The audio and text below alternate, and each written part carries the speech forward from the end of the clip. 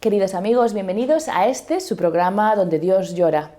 Ruanda es un país africano que está intentando borrar su imagen asociada al genocidio sucedido en 1994. A lo mejor algunos de ustedes vieron la película Hotel Ruanda, basada en tan trágico y sombrío momento de su historia. El gobierno sostiene que el país está estable, el crecimiento ha progresado en los últimos 5 años y el turismo se está expandiendo. A pesar de esto, los fantasmas del pasado de Ruanda continúan acechando. Para contarnos más sobre la situación actual en Ruanda y analizar su historia, tenemos hoy en el estudio a Javier Fariñas, periodista y autor de numerosos artículos sobre el continente africano. Javier, muchas gracias por estar aquí hoy con nosotros. Muchas gracias. Javier, tú estuviste visitando este país. Las últimas noticias que nos llegan son positivas. El turismo se expande, la economía está creciendo. ¿Es cierto que hay un movimiento positivo en este país? En ese sentido, sí. Que la realidad es que es un país de los más estables del corazón de África, un país en el que la economía crece porque se dan las circunstancias, un país en el que el nivel de desarrollo se ve que va creciendo. Cuando estuvimos allí con la revista Mundo Negro, estuvimos primero en Burundi, país vecino y que pasó por una situación más o menos similar en el año 94, y de ahí cruzamos físicamente por carretera a Ruanda, y hay una diferencia abismal entre un país y otro. O sea, sales de un país en el que ves que el desarrollo está todavía muy lejos de llegar, y pasas a un país en el que todavía se necesita un mayor crecimiento, pero en el que hay una gran diferencia, hay un gran orden, las infraestructuras son bastante aceptables. La capital, Kigali, es una gran ciudad, una ciudad muy bien urbanizada. La economía, como decías, va creciendo, la seguridad también. Lo que ocurre es que esa es solo una parte de la realidad. Yo creo que si nos quedamos solo con ese factor, estamos tapando la mitad de lo que los ruandeses viven a día de hoy. Para tener un poquito más de idea, ¿cómo de grande es Ruanda? Ruanda es un país muy pequeñito. Ruanda es un país con una extensión. Claro, para los que nos vean, la relación la vamos a poner, y también para que tengan un poco de curiosidad, con una comunidad autónoma española, que es Galicia, en el noroeste, un país muy pequeñito que se puede recorrer por carretera en muy pocas horas, un país con una orografía muy sinuosa, le llaman el país de las 1000 colinas, un país precioso en lo geográfico, con una población muy elevada para el poco espacio. Es uno de los países, incluso de todo el mundo, Ruanda y Burundi, junto a Bangladesh probablemente y algún otro pequeño país asiático, son de los países con una mayor densidad de población. Entonces es un país con una gran población para el pequeño espacio que tienen, y que bueno, pues viven ahí intentando salvar y avanzar después de lo que ocurrió en el 94. Exactamente, en el 94, un gran genocidio, una matanza entre dos grupos étnicos, ¿no? Los Tutsis y los Hutus. El número de muertos se calcula en 800.000 personas, más la cantidad de migrantes, casi 2 millones, que también huyeron a los países vecinos. ¿La sombra de esta matanza se nota, se siente cuando va por este país? Se percibe, pero yo creo que también hay que matizar una cuestión. Cuando se habla del genocidio, estamos hablando, o nos fijamos en esos 100 famosos días, a partir del 6 de abril del año 1994, cuando los Hutus comienzan a asesinar sistemáticamente, los Interahamwe empiezan a asesinar sistemáticamente a las comunidades tutsis del país. Y eso es real, o sea, ese hecho no se puede soslayar, ni se puede olvidar, ni se puede pasar de lado, porque fue tan grave. Perdona, Javier, solamente para los que no tenemos tanta idea de la idea, ¿por qué ese 6 de abril? Bueno, aquel día hay un atentado en el que asesinan, en un atentado aéreo, asesinan al presidente de Ruanda y al presidente de Burundi, y aquello estalla. Es cierto que ya se venía rumiando lo que acontecería, o sea, ya hubo personal de Naciones Unidas, personal de organizaciones internacionales que empezaban a percibir que ese odio intercomunitario existía y que de alguna manera aquello podía estallar. El atentado contra el presidente ruandés y el presidente burundés fue el estallido, y empezó una matanza sistemática. Las cifras son reales, pero también hay que ponerlas un poco entre comillas. ¿Por qué? Porque no solo murieron tutsis, también murieron muchos hutus que se oponían a aquella barbarie. O sea, que hubo muchos hutus moderados que decían que aquello era una barbarie que tenía que acabar. Entonces, en aquellos 100 días no solo murieron tutsis, es cierto, y también a la hora de hablar del genocidio hay que hablar de la violencia posterior al genocidio. La revancha, ¿no? Claro, y que esa también existió, pero que de esa se habla mucho menos. O sea, a medida que el genocidio existía, las tropas del actual presidente del Frente Patriótico Ruandés, encabezadas por Paul Kagame, que estaba en Uganda, empiezan a avanzar por el país hasta la llegada a Kigali. Entonces, cuando llegan a Kigali, los tutsis se hacen con el poder. Y una de las primeras cosas que hacen es tomarse la revancha contra los hutus. Entonces, 700, 800.000 muertos. Probablemente sí, porque aquello fue una de las atrocidades más horribles que ha conocido la historia contemporánea, ¿no? Más muertos que en muchas guerras europeas y que en muchos conflictos bélicos. Pero entre esos 700 800.000 murieron muchos hutus y en la violencia posterior de la que no se habla también murieron muchos hutus. Por tanto, habría que hablar del genocidio y de la violencia posterior. Por tanto, tenemos un pueblo completamente herido, porque murieron muchísimos de ambas partes. Claro, o sea, cuando hablamos de genocidio no hablamos solamente de un grupo étnico al otro, sino de intergenocidio, en el fondo, podríamos decir. El genocidio, la acepción y lo que el gobierno ruandés ha sabido vender muy bien con la aquiescencia de algunas potencias internacionales, el genocidio se asimila a esos 100 días estrictamente. Pero digamos que el genocidio tuvo una continuación, una violencia posterior, una violencia de la que no se habla. Genocidio sí, 100 días estrictamente, pero a ese genocidio siguió una violencia y siguió lo que tú hablabas, el éxodo masivo de ruandeses, la mayoría hutus, que se fueron al este del Congo. Cuando hablamos de una guerra de 20 años, a lo mejor hablar de 100.000 muertos es algo, dijéramos, que se puede asimilar más, pero estamos hablando de unas cifras, digamos, entre 500.000 y 1 millón, porque nadie sabe mucho, en 100 días, y aunque hubo una época posterior, no duró tanto. O sea, la cantidad de barbaridad, la crueldad, el horror. El horror es impresionante, ¿no? Claro, porque fue una matanza sistemática. O sea, el objetivo de aquello fue acabar con la comunidad tutsi. Era el objetivo. O sea, y se puede escuchar en la radio de las Mil Colinas, en la película a la que tú aludías al principio, Hotel Ruanda. Es una ficción y, por desgracia, o por suerte para los telespectadores, no llega a lo que aquello alcanzó. Pero era una persecución sistemática. No son pocos los que dicen que si hubieran muerto 700, 800.000 tutsis, no quedaría ni un tutsi en Ruanda, porque la división comunitaria o étnica del país habla de un 85, casi 90% hutus, 10-15% tutsis.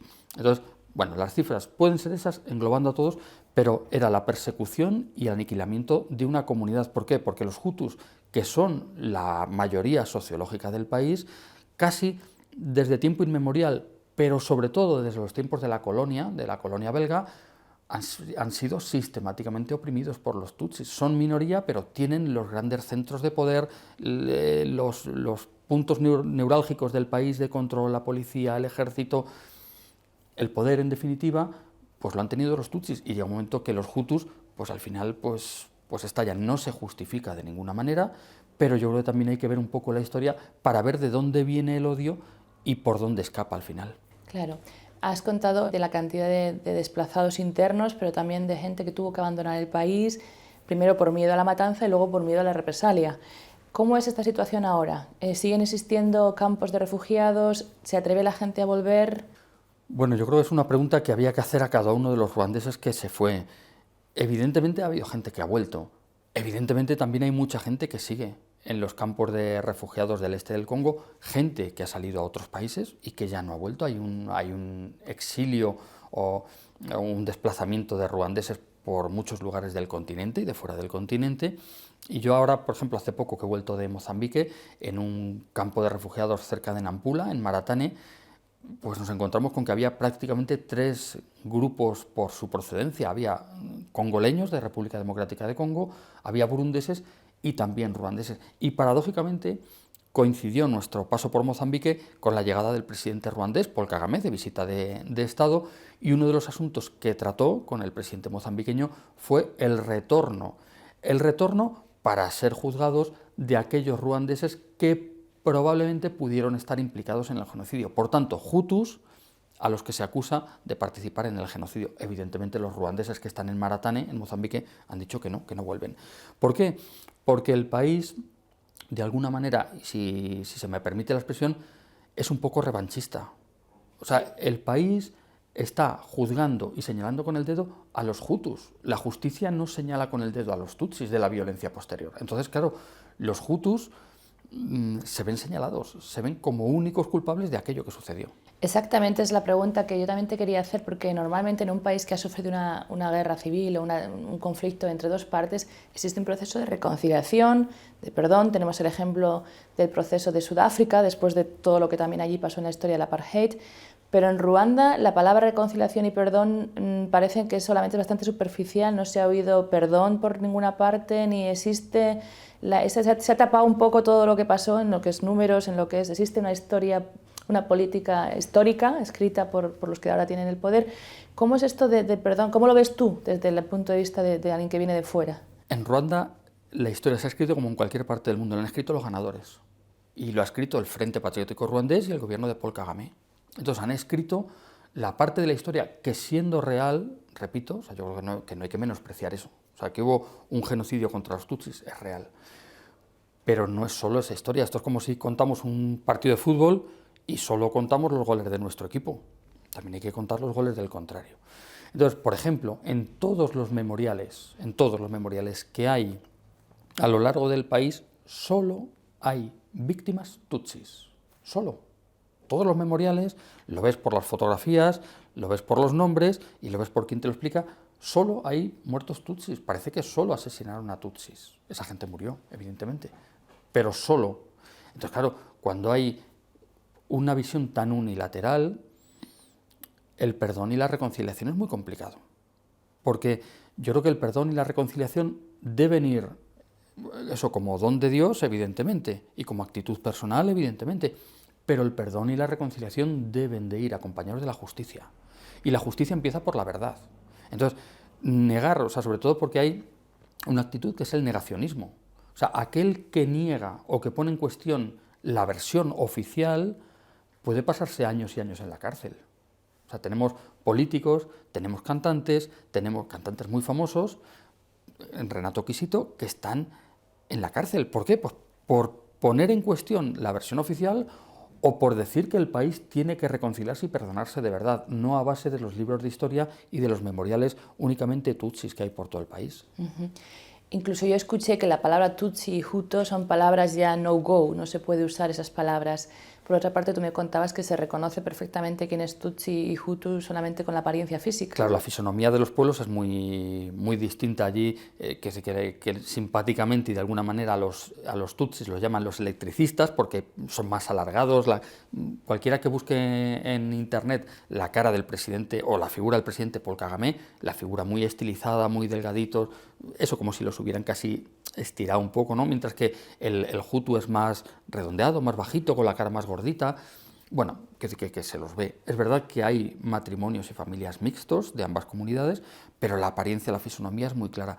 Antes, en el documento de identidad, aparecía la denominación étnica, hutu o tutsi, o también pigmeos, tuas, que hay unos poquitos, muy poquitos, un 1% de la población, pero eso ya no existe. Sin embargo, a la gente no es tanto por renegar de su propia identidad como por defensa, sospecha. ¿Por qué me preguntará si soy hutu o si tutsi? Porque en los tiempos del genocidio, es que el genocidio hace 20 años, 22 años, 23 años, o sea, hace muy poquito. Entonces, salvo las jóvenes generaciones, un país evidentemente que es muy joven, pero gente que tenga 30, 40 años, vivió el genocidio. Entonces, antes que te preguntaran y respondieras tutsi o hutu, podía significar la vida o la muerte. Entonces la gente dice, oye, o sea, la gente lo tiene muy clavado en la memoria porque fueron tantos muertos solo por ser hutu o por ser tutsi, que la gente lo primero sospecha. ¿Para qué lo querrá? Y más si eres un blanco, que llegas allí y blanco, ¿qué querrá? No. Entonces la gente, no por negar de lo que es, sino por miedo, un miedo yo creo que lo tienen ahí dentro del corazón. Claro, tú me contabas también la diferencia, incluso creo que lo has escrito en algunos artículos, la diferencia entre Burundi y Ruanda, la diferencia existencial de seriedad que se ve, ¿no? Sí, y es una paradoja, ¿no? Porque o sea, los dos países, claro, formaban el reino del el Gran Burundi en tiempos, pero o sea, son el mismo país dividido en dos, el mismo pueblo dividido en dos naciones. Entonces es lo mismo, las 1000 colinas, los burundeses se ríen mucho y dicen, los vecinos de Ruanda son el país de las 1000 colinas, nosotros somos el país de las 1001 colinas, por ser un poquito más que el otro país, ¿no? Pero es verdad que aun Burundi, estando en un nivel de desarrollo todavía muy anterior al de Ruanda, claro, yo cuando estuve, antes de toda la crisis política que hay actualmente con el presidente Nkurunziza, amarraba al poder. Ahora Burundi probablemente sonría menos de cuando yo estuve, ¿no? Que fue poco antes de las elecciones. Pero la acogida, el cariño, la simpatía, incluso los niños, que en África y en otros lugares se tiran y cuando ven una cámara de fotos o alguna cosa pues, te avasallan, en Ruanda mucho más matizado. Burundi era un país más divertido, más humano, más simpático, más cariñoso, más cercano. Ruanda era un país todavía muy dolorido. Y eso que Burundi también pasó una guerra civil muy dura, pero el dolor de los ruandeses está mucho más anclado en su ADN, sí. Hablemos ahora un poquito también de la Iglesia católica presente en Ruanda. Se calcula también 300 religiosos que murieron con las masacres. ¿Cuál fue el papel de la Iglesia? Un papel que a veces también se ha puesto un poquito en duda, pero sobre todo los testimonios quizá de los religiosos, muchos de ellos de diferentes congregaciones, también misioneros venidos de fuera, que estuvieron allí apoyando a su pueblo, a su gente, y que quizá también consiguieron un poquito evitar peores o mayores desgracias. Bueno, la Iglesia, evidentemente, como cualquier institución, comete fallos y tiene errores y tiene gente que, bueno, pues por circunstancias personales o vitales, pues simpatiza o se ascribe a los Hutu o a los Tutsi, y no es para juzgarlo. Sin embargo, salvando ese matiz, la Iglesia es una institución o una Iglesia que peregrina y camina en un pueblo dolorido y por tanto que sufrió mucho y que sigue sufriendo mucho. O sea, la Iglesia, evidentemente, ¿cómo no va a sufrir al ver que sus vecinos se están matando? Sistemáticamente. Que primero la violencia venía de parte de los Hutus y que posteriormente venía de parte de los Tutsis. Entonces, la Iglesia peregrinó llorando con los suyos. Ya está. Que hubo gente que se significó. También es cierto que en este acto de revisionismo de la historia, en este acto de escribir la historia de acuerdo a los postulados de los ganadores, aquellos religiosos y religiosas que a lo mejor estuvieron más cerca, porque a lo mejor incluso geográficamente tenían una comunidad hutu a la que atender, pues se les acusa de colaboracionistas. Bueno, también puede ser. O sea, yo creo que también hay que enclavar esas denuncias con el contexto social o político en el que estuvieron. Pero en líneas generales fueron iglesias, comunidades, sacerdotes, misioneros, misioneras que estuvieron con su gente. Por ejemplo, yo me acuerdo de las misioneras de San José de Gerona, en Niarusangue, tienen allí, esa fue la primera comunidad africana de la congregación, entonces ellas estuvieron allí todo el conflicto, no cerraron ni un solo día.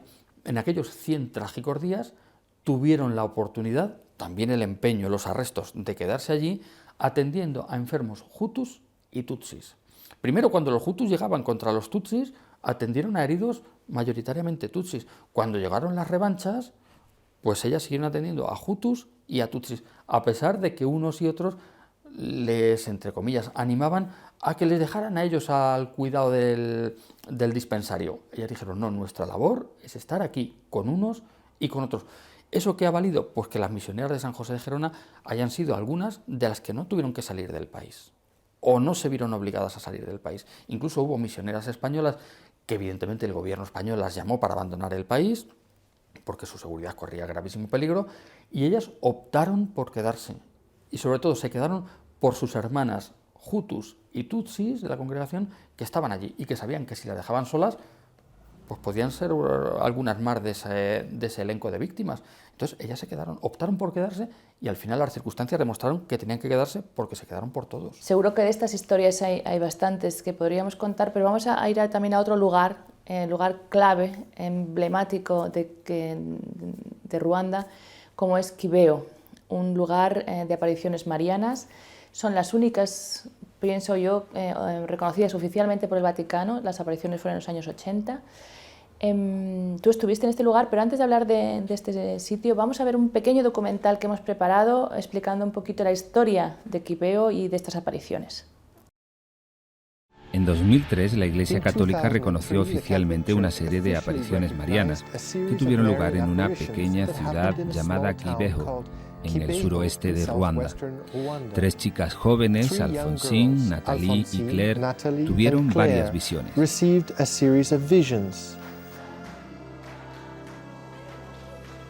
Una hermosa señora estaba de pie en la nube. Le pregunté, ¿quién sois, señora? Y ella me respondió, soy la madre de la palabra. C'est la mère du verbe.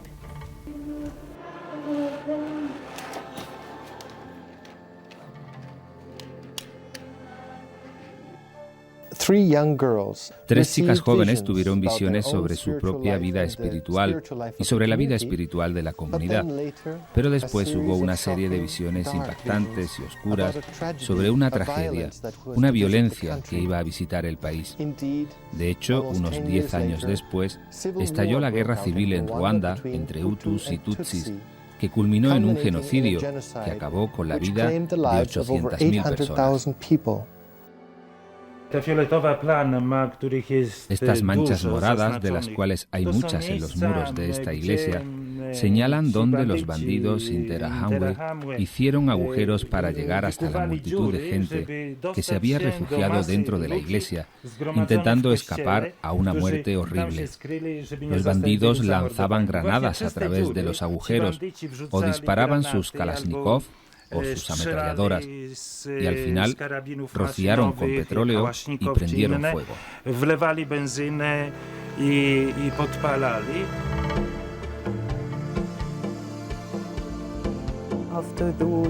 Después de esos años horribles que habían experimentado, hay un sentimiento de venganza que vuelve con frecuencia. El odio, la violencia, todo tipo de dificultades para seguir adelante. Y Nuestra Señora viene otra vez y dice, a pesar de la situación de ayer, hoy estoy aquí para ayudaros y para enseñaros el camino hacia mi hijo. Obviamente, los mensajes y su contenido son lo más importante, pero hay también frutos espirituales para la comunidad cristiana como resultado de los mensajes. Queridos amigos, muchas gracias por estar aquí ahora de vuelta con nosotros en nuestro programa Donde Dios Llora, hoy hablando de Ruanda con Javier Fariñas, periodista y autor de numerosos artículos sobre África. Estamos hablando de Ruanda, del triste genocidio que sufrió este país y acabamos de ver este vídeo sobre las apariciones marianas. Javier, tú estuviste allí en Quibeo. ¿Cuál es el mensaje que nos transmite este santuario hoy en día? En Quibejo está la parroquia y está el lugar donde tuvieron lugar las apariciones, en un pequeño colegio. Ahora hay un bonito santuario. Entonces el mensaje de Quibejo es, antes he dicho que la historia se escribe en Ruanda como en todos los países, pues yo creo que al final el mensaje de la Virgen, pues al final, con matices, hay esto que es una generalización, ¿no? Pero al final es el de tantos y tantos lugares, es que os unáis y en los sitios donde hay riesgo, pues que recéis por la paz, que pidáis por la paz y que trabajéis por la paz. Ya está. O sea, quiero decir que en síntesis, la gente que quiera, pues hay un montón de páginas en internet, parte del documental que habéis puesto, bueno, quiero decir que hay sitios donde enterarse de todos los mensajes. Pero cuando la Virgen se aparece a esas 3 niñas todavía, en un proceso que evidentemente concluyó en que es el único lugar donde hay apariciones reconocidas por la Iglesia, en los 80 la Virgen advirtió a estas 3 niñas de lo que iba a acontecer. Además, casi con literalidad. Pero yo lo que pude percibir es que el país, en los 80, pues, bueno, entre estas cosas de las apariciones marianas, a veces, hasta que la Iglesia investiga, hasta que se confirma, pues no deja de tener algo de, vamos a decir así, de exótico, de llamativo, 3 niñas en un colegio que se les aparece la Virgen, que todo muy bien, pero luego llega el año 94 y el día 6 de abril empieza un genocidio. Termina el genocidio en julio y con la toma del poder del Frente Patriótico Ruandés y de Paul Kagame empieza la continuación. Entonces, al final, la gente dice, oye, que aquello que dijo la Virgen en el 80 y tantos a estas 3 estudiantes... Parece que sí. Parece que es verdad. Entonces, era un mensaje de paz, de reconciliación, de encuentro, de oración, por aquello que posteriormente y trágicamente se confirmó. Y que desgraciadamente incluso en Quibeo mismo, como hemos escuchado, tuvo lugar. ¿No? Es que... Quivejo fue uno de los lugares marcados del genocidio, fue uno de los lugares duros. Además, la visita a la parroquia, que está, no sé, separado del santuario medio kilómetro, no sé, Quivejo es un pueblo muy pequeñito y está muy cerca. Entonces, en Quivejo, en un primer momento, en los tiempos del genocidio, cuando los hutus quisieron poner fin a la etnia tutsi, la iglesia de Quivejo era una de las iglesias más grandes, infinidad de gente de los pueblos de alrededor llegó a Quivejo para guarecerse en la iglesia, convencidos de que la iglesia, al ser un lugar sagrado, no sería objeto de ataque por parte de los hutus. Cualquiera que vaya a Quivejo hoy se va a encontrar un edificio, ya la iglesia está restaurada, está bien, está abierta al culto con normalidad, pero un montón de pequeños parches de color morado pintados en las paredes sobre los ladrillos reconstruidos de la iglesia. Esos fueron los huecos que abrieron los Interahamwe para bombardear y asesinar a la gente que estaba dentro. O sea, abrieron literalmente a martillazos la iglesia, abrieron huecos para acabar con la gente que había dentro. Y murieron un montón de personas allí. La gente ha querido que esa restauración no olvide lo que allí sucedió y por eso quedan manchados, o sea, han querido pintar en morado aquellos huecos. Luego, posteriormente, cuando el Frente Patriótico Ruandés se hace con el poder, había un gran campo de refugiados en el entorno de Quivejo, acabaron con infinidad de hutus. Entonces, dentro y fuera del templo, Quivejo es símbolo del horror y del dolor de un pueblo. Tendríamos ahora, se nos está acabando el tiempo, podríamos hablar un poquito más, pero quizá quedémonos con ese mensaje, porque Quibeo tuvo un mensaje que no fue escuchado, pero quizá tiene un mensaje hoy en día, actualmente, que debería ser escuchado, porque creo que lo que es unidad, paz, sigue siendo un mensaje actual para Ruanda hoy en día. Y una de las entonces chicas y ya mujeres que vieron de las videntes de la Virgen sigue viviendo, se ha entregado allí para extender el mensaje de Quivejo a todo aquel que llegue, que son muchos africanos y no africanos, diciéndoles que aquello pasó y que la encomienda de la Virgen es que recemos y pidamos por la paz. Pues recemos por la paz en Ruanda, por la unidad entre estos grupos étnicos para que sean hermanos de un mismo país en el futuro. Gracias, Javier. Gracias a vosotros. Gracias también a ustedes, queridos amigos, por haber estado aquí con nosotros hoy en su programa Donde Dios llora. Si desean pedir dónde ver el documental entero sobre Quibeo o quieren tener más información sobre Ruanda, no duden en contactar con la dirección que van a ver ahora al final en sus pantallas. Muchas gracias, que Dios les bendiga y hasta la próxima semana.